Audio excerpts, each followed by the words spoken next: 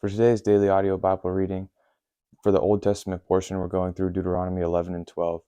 And in Deuteronomy 11 and 12, Moses is preaching to the Israelites. And in Deuteronomy 11:13, Moses says to love the Lord your God and to serve him with all your heart and with all your soul, which echoes Deuteronomy 6:5, which says, love the Lord your God with all your heart and with all your soul and with all your strength.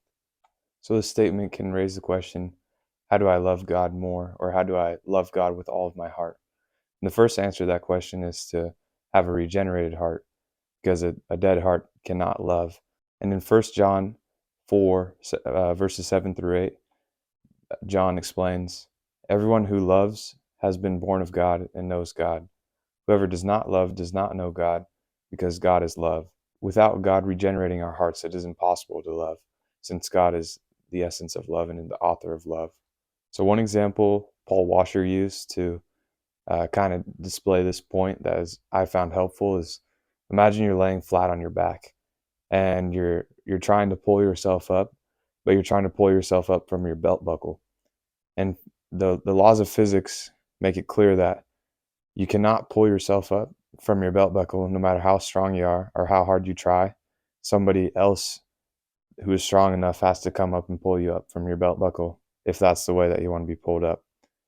So this is similar to our hearts. Our hearts are dead and without any good, but unless God comes in and regenerates our heart, only then can we love.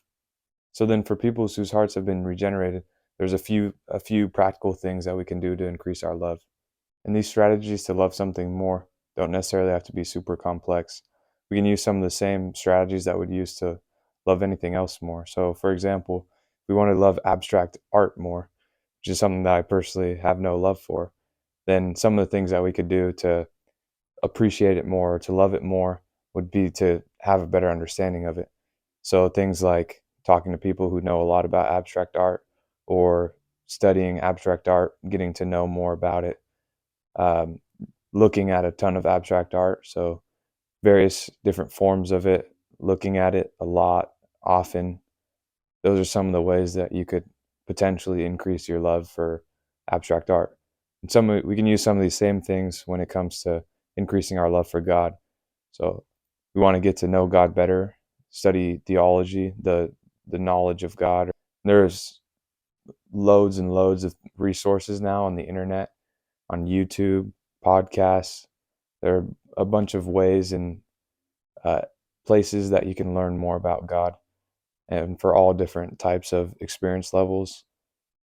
The best way to study God is through his word. In 2 Timothy chapter 3, verses 16 through 17, Paul explains, all scripture is breathed out by God and profitable for teaching, for reproof, for correction, and for training in righteousness, that the man of God may be complete, equipped for every good work. In the Greek, the word God breathed is theopneustos, which is a combination of the word theos, which means God, and pneustos, which means breathe.